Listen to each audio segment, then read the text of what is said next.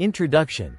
A network in flux. The human cardiovascular system operates as a dynamic, self-optimizing neural network, where blood vessels function as adaptive pathways and tissues act as nodes that generate metabolic feedback.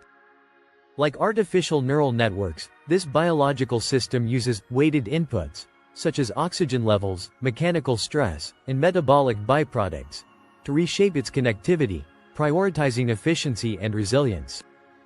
However, aging disrupts this plasticity, degrading the microcirculatory web and impairing systemic communication. By understanding the cardiovascular system's network-like behavior, we can design exercise protocols that not only counteract decay but actively reverse it, restoring youthful vascular function and global metabolic harmony. 1. Microcirculatory aging. The silent degradation of vascular efficiency. Aging erodes the body's microcirculatory network, the vast web of capillaries that deliver oxygen, nutrients, and signaling molecules to tissues. Over time, capillary density declines, a process termed capillary rarefaction. Endothelial cells lining blood vessels become dysfunctional, and oxidative stress impairs nitric oxide bioavailability. These changes restrict blood flow to metabolically active tissues, creating localized hypoxia and metabolic dead zones, where waste products like lactate and carbon dioxide accumulate. Organs such as the brain, kidneys, and muscles suffer diminished nutrient exchange, accelerating sarcopenia, cognitive decline, and insulin resistance. Chronic inflammation and glycation, ages, further stiffen vessels, reducing their ability to dilate in response to demand. This microvascular decay is a root cause of age-related frailty, as tissues gradually lose their capacity to adapt to stress or repair damage. 2. The neural network analogy. Adaptive plasticity and feedback loops. The cardiovascular system operates like a self-tuning neural network, where blood vessels act as wires, and tissues as nodes that send metabolic feedback to reshape connectivity. In this model, metabolic stressors, e.g., oxygen debt, lactate buildup, function as weighted inputs that strengthen or weaken vascular pathways. For instance, repeated exercise in a muscle group increases angiogenic signaling, VEGF, FGF2, effectively upweighting capillary density in that region. Conversely, inactivity or chronic disease sends negative feedback, pruning underused vessels and stiffening arteries. The network's plasticity depends on endothelial shear stress, hypoxia sensors, HIF-1 alpha, and inflammatory cytokines, all of which act as activation functions, determining whether the system grows or atrophies. Critically, this network is hierarchical. Local adaptations, e.g., muscle capillarization, can propagate systemically through circulating factors, but only if central hubs, like the heart and major arteries, remain responsive. 3. Degradation and redevelopment. The battle for vascular integrity. Aging disrupts the cardiovascular network's balance between degradation and redevelopment. Capillary rarefaction and arterial stiffening reduce the network's bandwidth, limiting its ability to distribute nutrients, hormones, and immune cells. This degradation is exacerbated by mitochondrial dysfunction, which increases reactive oxygen species, ROS, and damages endothelial DNA. However, the network retains latent plasticity. Mechanical stimuli, e.g., exercise-induced shear stress, and metabolic byproducts, e.g., lactate, can reactivate developmental pathways like Notch and WNT signaling, prompting angiogenesis and endothelial repair. Resistance training and cardio act as retraining protocols for the network. Resistance exercise upregulates mTOR-driven tissue rebuilding, while cardio enhances AMPK-mediated energy sensing and autophagy.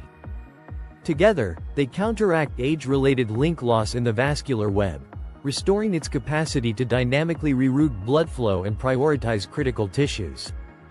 4. Centralized signaling and global metabolic coordination. A robust cardiovascular network doesn't just move blood, it orchestrates whole-body communication.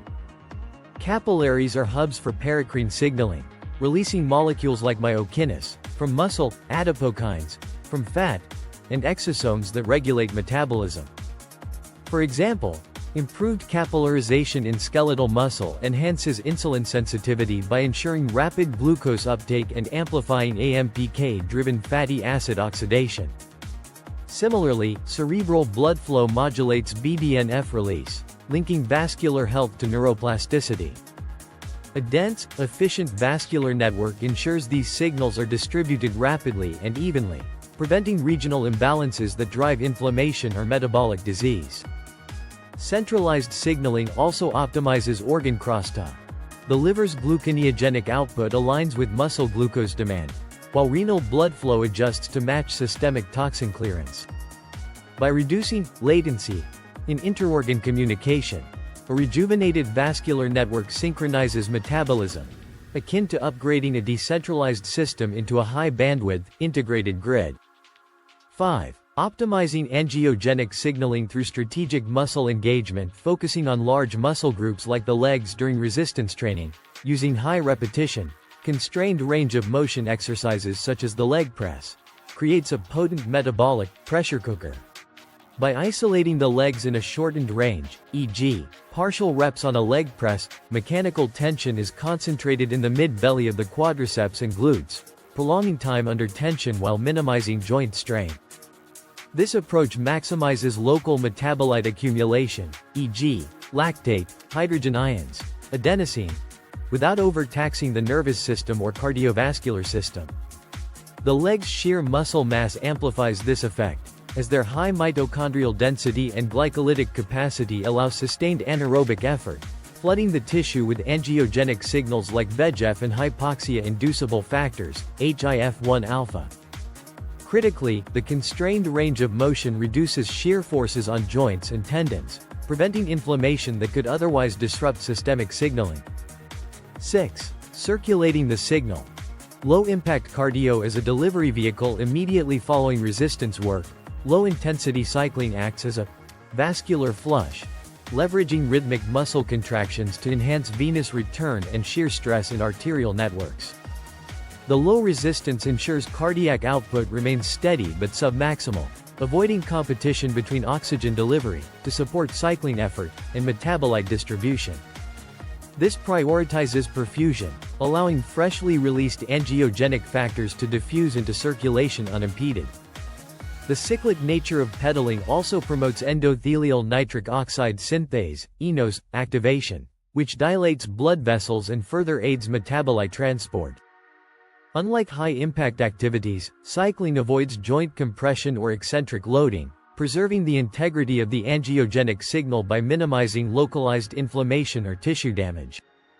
7. Synergistic anti-aging and systemic adaptation. This pairing creates a metabolic relay. Resistance training generates the angiogenic signal, and cardio disseminates it. By avoiding heavy systemic fatigue, via low neural demand in the leg press, and joint stress, via controlled range and cycling, the body can prioritize vascular remodeling over damage repair. The result is a targeted upregulation of capillarization not just in muscles, but in distant tissues like the brain, kidneys, and skin, areas where age-related capillary dropout contributes to cognitive decline, reduced filtration, and frailty. Over time, this could enhance global nutrient delivery, waste clearance, and mitochondrial efficiency, countering hallmarks of aging like oxidative stress and chronic inflammation. The strategy also sidesteps the diminishing returns of traditional cardio by using resistance-induced metabolites as the primary driver of adaptation, while cycling merely maps these signals onto the vascular network. This approach mimics the efficiency of youth, where angiogenesis is highly responsive to activity, and ensures adaptations are distributed, not siloed. Conclusion. Rewiring the network for youthful resilience. The cardiovascular system's neural network-like plasticity offers a roadmap for reversing age-related decline. By strategically pairing resistance training, focused on large muscle groups in high repetition, joint-sparing movements, with low-intensity cardio, we amplify and distribute angiogenic signals that rebuild capillary density, enhance endothelial function, and synchronize global metabolism. This dual approach not only combats localized vascular decay but also restores the network's capacity for systemic communication, turning the body into a cohesive, high-efficiency system. While aging inevitably imposes constraints, this protocol leverages the network's inherent adaptability, transforming exercise from a maintenance tool into a regenerative strategy. The outcome is a cardiovascular metabolic reset, one that delays frailty, sharpens cognition, and rekindles the functional vitality of younger years.